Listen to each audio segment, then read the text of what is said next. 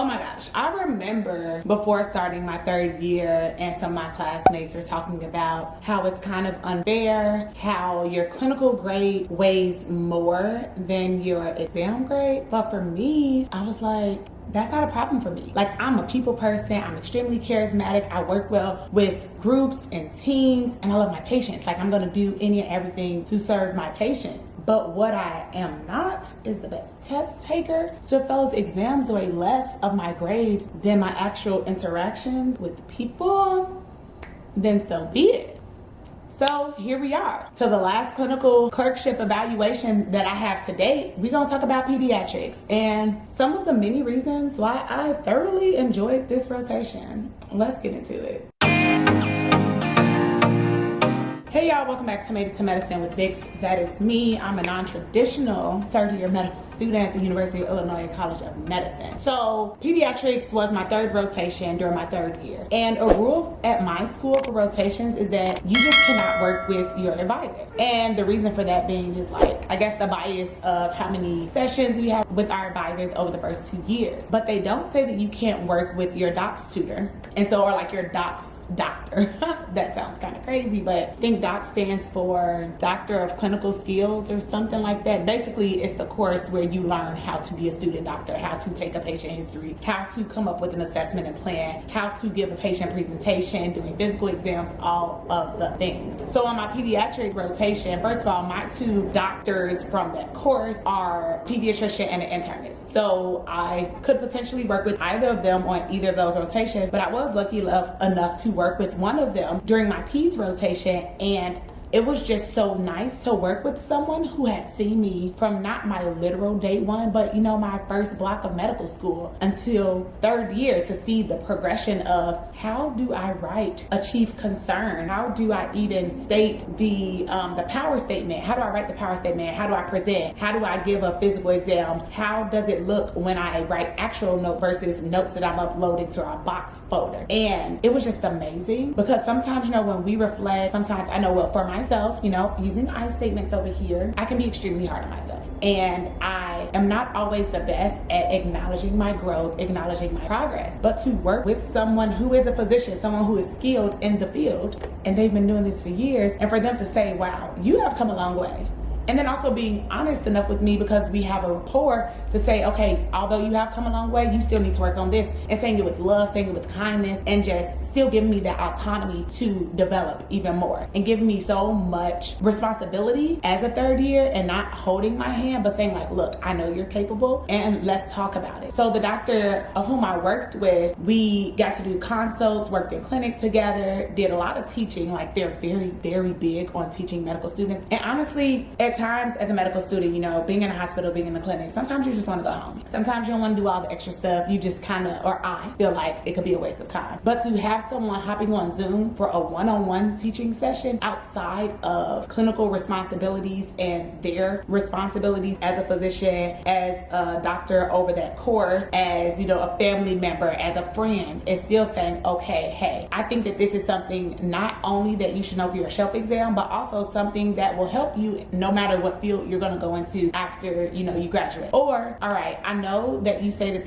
this was your first time doing patient consults, and I had my doctoring course to go to. So once I'm out of the course, let's get on the phone and let's go over everything. Okay, I see your note is pulled up. Let's go through it line by line. I can't tell you how much that meant to me. It just showed the true investment in me as a student, me as a person, and just wanting me to be the best that I could be. And it wasn't just, oh, I'm gonna give handouts, I'm gonna just give these evaluations because, like, oh, I know them and I know it'll make their scores boost and I know it'll make them look good. No, I had to work for everything, but I was also taught the proper way, how to better serve my patients, how to better write notes, how to better ask questions. And for premature babies or newborn babies, you can't ask the babies questions, so you have to actually get good at taking a physical exam, or asking the NICU nurses, which is the neonatal intensive care unit, asking those nurses, what are some things that they've noticed throughout the shift? What are some changes? It's important. Like, interprofessionalism is going to take you far. I know people like to think of this hierarchy hierarchy as the doctors are at the top of the totem pole. Y'all, without each person's role is important. I don't even look at it as a hierarchy. It's more linear. Like, you need the doctors, you need the nurses, you need the PAs, you need the nurse practitioners, you need the techs, you need everybody to make the wheel turn. So shout out to you if you ever see these videos,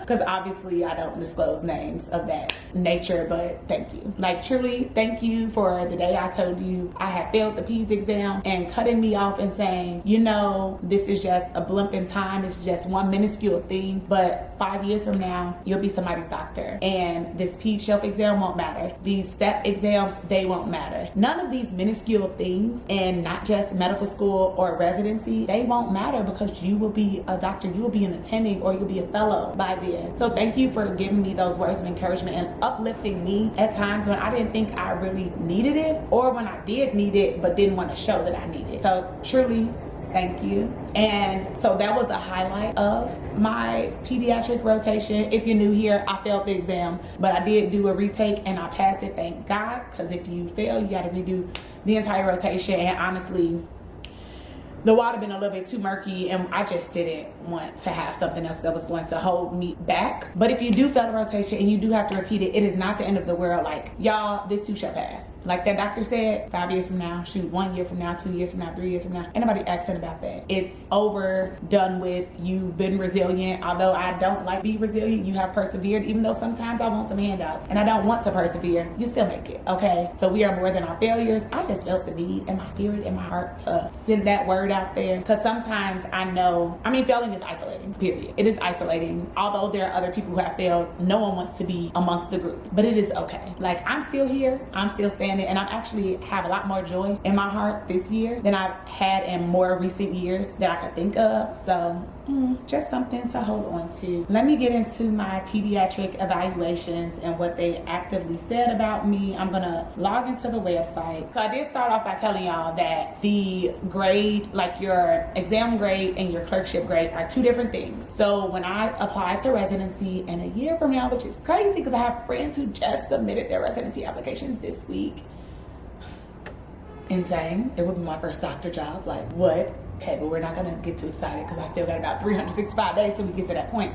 But still, so when I apply to residency, they're going to see what I got for my overall rotation and then what I got for my clinical portion. So that's gonna be pass, high pass, honors, or I guess fail. I don't know anyone who's failed rotations, but maybe that is an option. So for all of my rotations, I passed them. I have also high pass clinically for everything, but it's always that dang on exam that brings my score from an overall high pass to a pass. I have 3 rotations left: neurology, psychiatry, and surgery.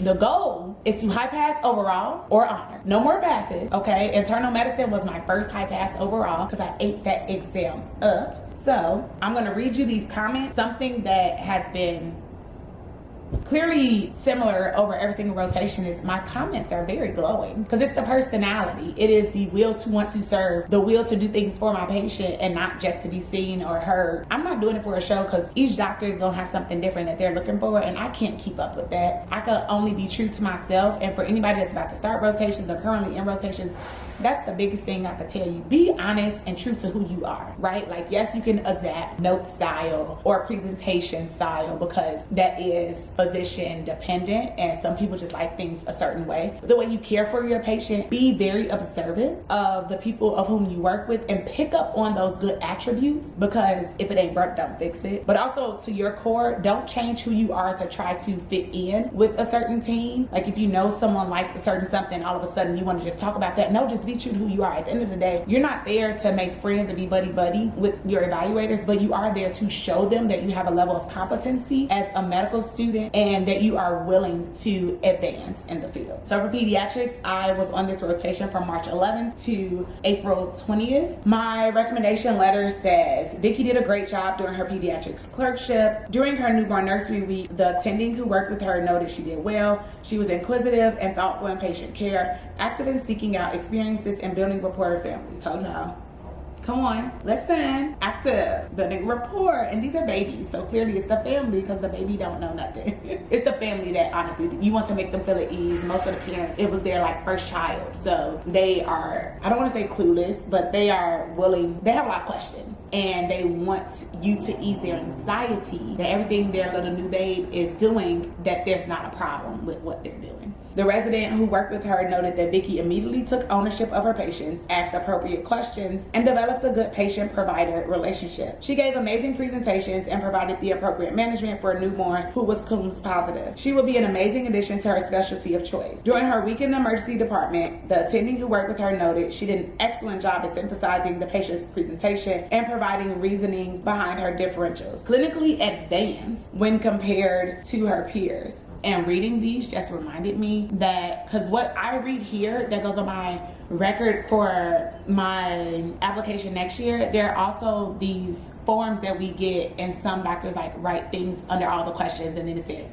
these are your Miss B comments. One attending definitely told me that I write letters, or excuse me, I write notes better than some of her interns. I'm gonna have to pull that up because I want that added here, because that's like not just telling you that I'm clinically advanced above my peers, but it's showing you like, oh, this is the level that she's at. Despite the delays, she's still advanced. It's giving she's that girl. And I'm not saying this to be cocky. I'm saying it to say that despite my setbacks, I still put in the work to be an advanced student. And it is nice to see my work being acknowledged. Like, I love that for me. So, ambulatory week, where is it? Okay. During her ambulatory clinic week, the resident who worked with her noted she was exceptional. Her history taking was thorough and organized, and this reflected in her stellar oral presentations. She performed at the level of an end of the third year, beginning a fourth year medical student. She will make an excellent future physician, and any specialty will be lucky to have her. I remember that resident that I worked with, and they were so big on giving me praises, even when I was like down on myself, like, I mean, you know, it's not all that, or like I could be doing better. And it was real life confirmation of bigging yourself up. Like, they continued to say, no, you are doing great. Like, why do you think that you're not? Like, literally, if you didn't tell me that this was your third rotation, I wouldn't know that. I thought, you know, because when I took peds, it was technically the end of the rotating year. Had you started on time, they're like, I thought this was your last rotation. Like, and that was just a reminder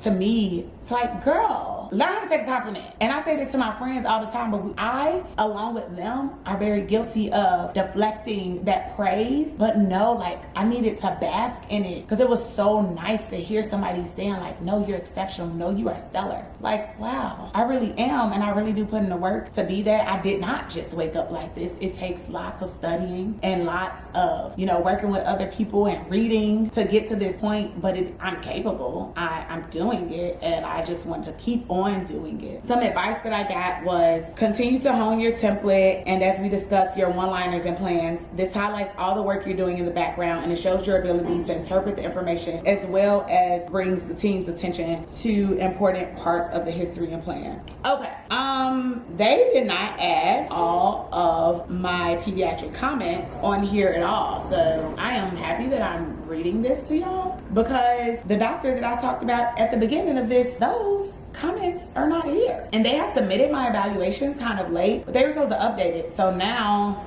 let me go to this box folder to find those comments. I can read them to you in addition to sending out an email, because, you know, I kind of love those to be here. Okay, because what's crazy is I could have sworn, okay, here they are. Yeah, and this is why I need this on here. They wrote a whole paragraph. Like, be so for real. I was very impressed with Vickie's performance on the rotation. She came into the rotation eager to learn and wanted to see as many patients as possible. She is an excellent communicator. She is not afraid to speak up when she doesn't understand something, and she's very receptive to feedback for the purposes of optimizing her learning and growth. For example, when she saw her first inpatient consult, she was very interested in honing her skills on how to write a good consult note, and for a patient with a rare diagnosis that she had not encountered before. She was eager to understand the diagnosis and the appropriate questions to ask the patient. With her eagerness to learn and be a strong and proactive student, and with a little guidance on how to optimize her notes, she produced very strong, thorough notes with logical and well thought out assessments and plans that required very little modification, and was able to do this for both simple and complex patients. She was able to handle a large patient volume in clinic as she was the only trainee working with me that week, and she has prepared for clinic by pre-charting. She is a natural and was also a natural as an M1, M2 in docs, with patient interactions, establishing rapport with patients, being present with them, and making them feel comfortable. She asked very thoughtful questions during teaching sessions and was willing to stay late for teaching. Vickie did an excellent job, and I was impressed with her dedication and motivation during this rotation to see patients, hone her note writing skills, and learn as much as possible about the field. And then some things to work on: continue to read and build your fund of knowledge to make connections between pathophys and clinical practice. Review each patient's diagnosis and the management of these diagnoses beforehand to help you think about how you want to manage each patient. Proactively thinking about each patient as if you were the primary person responsible for their care will help you feel confident in making decisions independently as you move towards becoming an M4, then a resident, and then an attending. Then the next step is to find evidence-based articles that support your clinical reasoning. It was a pleasure working with you, Vickie.